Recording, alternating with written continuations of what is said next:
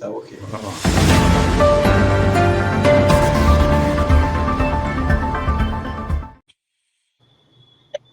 Vamos lá, está subindo ele aqui. Vamos lá para o Fórum Mídias de hoje, dia 14 de janeiro de 2026. Ele está subindo aqui, ainda não subiu. Vamos lá, processando. Agora, isto aqui, temos o ex-presidente Jair Bolsonaro naquele que foi nosso sonho de consumo, vê-lo atrás das grades. Felizmente, para ele, ele está numa cela com ar-condicionado, frigobar, na Polícia Federal, embora não pare de reclamar. Né? Está sempre reclamando. Aqui está a celinha onde ele está. O Brasil tem 800 mil presos. Entre os 800 mil presos, 200 mil ainda não foram nem julgados, estão apinhados em celas pelo Brasil. Nenhuma delas com ar-condicionado, nenhuma delas com frigobar, com banheiro privativo, com TV, com caminha macia, com alimentação sendo fornecida por parentes, com 2 visitas semanais, às terças e quintas pela manhã. Nenhum deles tem essas regalias e, no entanto, eles vivem reclamando. Agora, o golpe de Estado é uma lei aqui no Brasil. O Bolsonaro foi condenado por um processo democrático. E nós vamos tratar disso. E vamos tratar também de como um golpe de Estado é tratado em outros lugares. Eu não vou procurar lugares que eu vou falar assim, não, esses lugares aí muçulmanos, ou lá o que seja, por causa do preconceito contra os muçulmanos, ou os próprios Estados Unidos, onde as pessoas são condenadas à morte. Aqui, a promotoria pede pena de morte para o Sérgio Moro coreano. Viu, Bolsonaro? Enquanto a Coreia do Sul solicita pena da morte para o Sérgio Moro coreano por golpe de Estado, o Bolsonaro reclama da sentença brasileira baseada numa lei que ele mesmo sancionou. O Bolsonaro está preso por uma lei que foi sancionada por ele. Então, não tem que reclamar, a lei foi ele que assinou. Lá na Coreia do Sul, ele seria condenado à morte.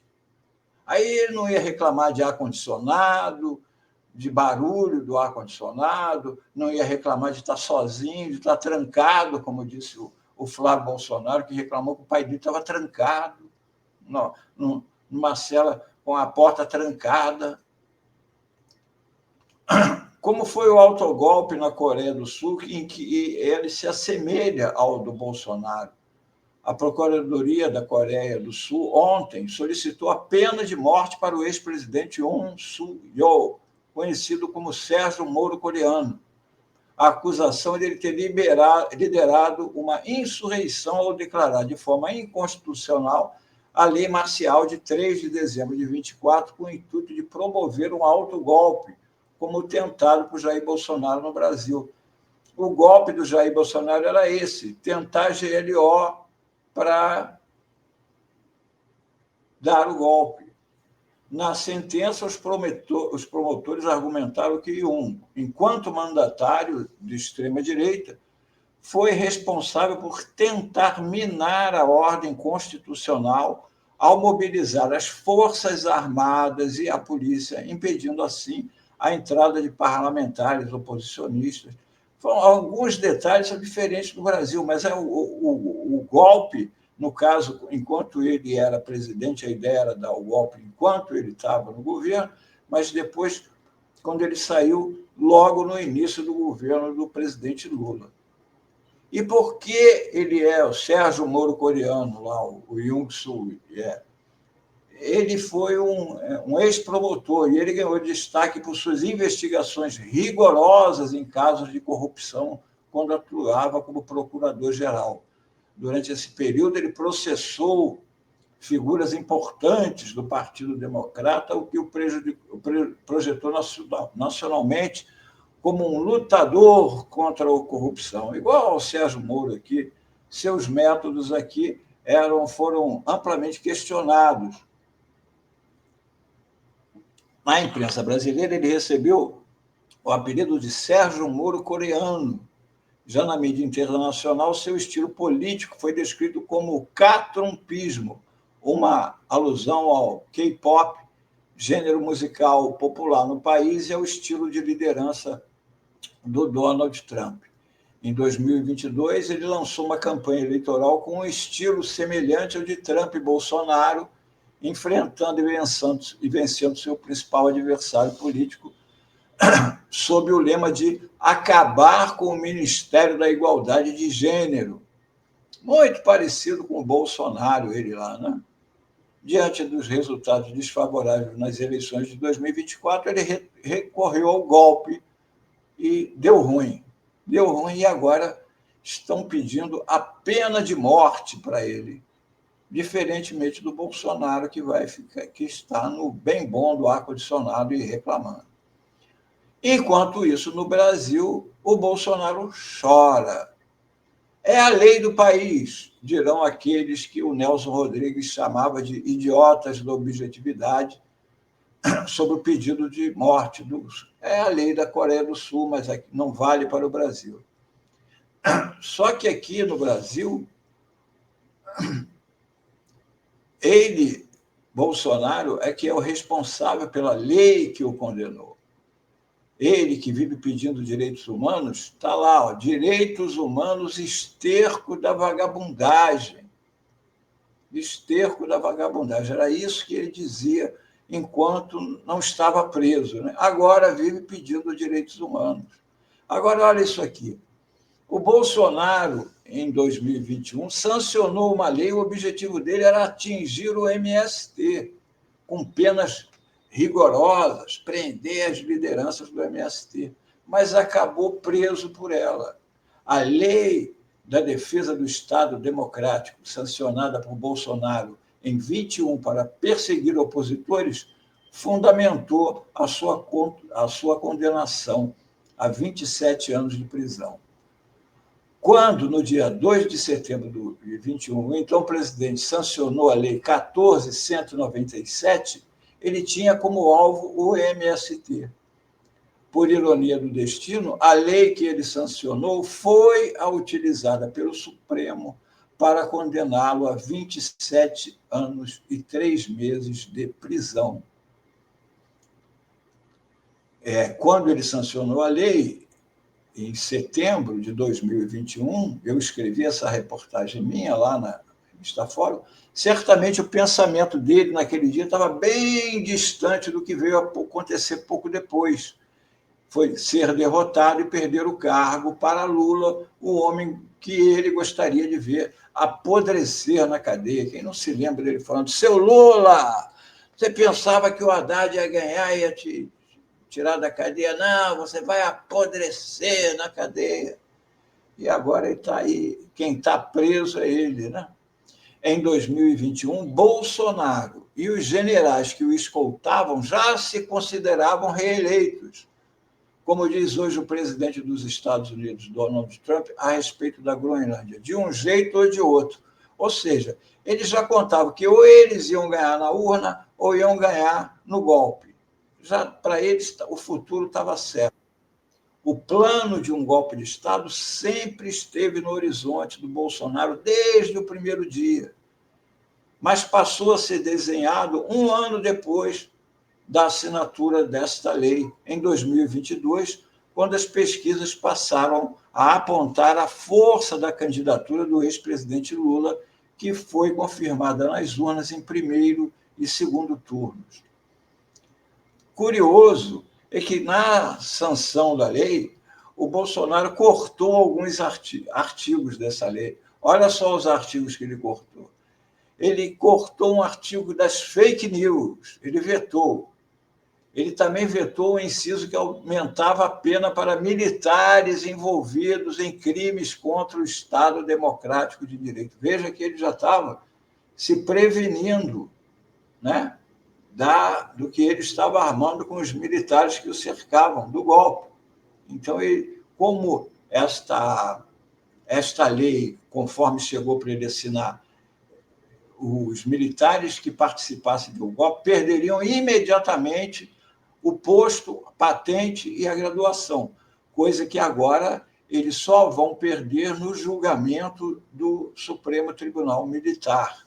Então, mesmo condenados e presos, eles ainda continuam com suas patentes de general e coronel e almirante, né? E o Bolsonaro, isso aqui, já naquela lei, eles já teriam perdido agora, mas o Bolsonaro vetou esse artigo da lei. Agora, Bolsonaro, a aranha presa na própria teia. 2 dos crimes pelos quais Bolsonaro foi condenado estão previstos na lei que ele mesmo sancionou quando presidente da República. Então, quando essas pessoas ficarem falando para vocês aí, a pena é muito elevada, isso daí que o Bolsonaro, nossa, aquele pessoal do 8 de janeiro, pena muito alta. Foi o Bolsonaro que fez essa lei. Foi o Congresso do Bolsonaro, o Centrão, o pessoal do Lira, e quem assinou a lei foi o Bolsonaro. Então, ele está preso por uma lei que ele assinou. Não tem choro, não tem ditadura do Xandão, não. O Xandão aplicou a lei, e quem assinou a lei foi o próprio Bolsonaro. E agora eles estão com essa história da PL da dosimetria. E o que fez essa PL da dosimetria? Juntou esses 2 crimes que estavam previstos na lei assinada pelo Bolsonaro, que é o de abolição violenta do Estado Democrático de Direito, que é um crime, e o outro de golpe de Estado. E o PL da dosimetria juntou os 2, e eliminando um e ficando aquele com a pena maior. Então, a lei do Bolsonaro foi usada contra ele. Felizmente, o presidente Lula, agora, no dia 8, vetou na íntegra o PL da dosimetria, que agora vai para o Congresso para eles tentarem cancelar o veto do presidente. Mas isso mostra para eles, esse fórum mídia aí, para esses que ficam dizendo que o julgamento, que a lei é muito severa. A lei é do Bolsonaro, foi o Bolsonaro que assinou essa lei, em 2 de setembro de 2021. Aí aqui, os chorões, o preso e os chorões, todo dia reclamando de que é um sofrimento. Um diz que o pai está preso na sala fechada, o outro dizendo que o barulho é insuportável, o barulho do ar-condicionado, o outro foi para o exterior tentar um golpe contra o Brasil, prejudicar o país, e o outro é o zero à esquerda, que também fica chorando do mesmo jeito. Mas todos eles poderiam dar uma satisfação para o pai, para não deixar o pai lá sozinho, e também daria uma satisfação para o Brasil. Olha lá, podiam todos se oferecer para ficar na cadeia com o pai, tomar conta, o pai não ficaria sozinho, iam cuidar de que ele não passasse mal, eles podiam se revezar, porque são vagabundos, não gostam de trabalhar. Então, enquanto 4 dormiam, um ficava acordado, e eles iam revezando. Não é? Foi este o Fórum Mídias de hoje. E amanhã eu vou falar de uma pesquisa que vai sair hoje, daqui a pouco, sobre como as pessoas na América Latina viram a invasão, o bombardeio da Venezuela, que matou mais de 100 pessoas, e o sequestro do presidente da República Bolivariana da Venezuela, Nicolás Maduro, e sua esposa, Cília Flores, como as pessoas da América Latina viram esta ação. Acharam certo? acharam errado. Essa pesquisa daqui a pouco vai estar lá no site da revista Fórum, e amanhã eu vou comentar aqui no Fórum Mídias e vou comentar fazendo uma ligação com a Operação Lava Jato, que é muito importante, principalmente para este ano de eleições.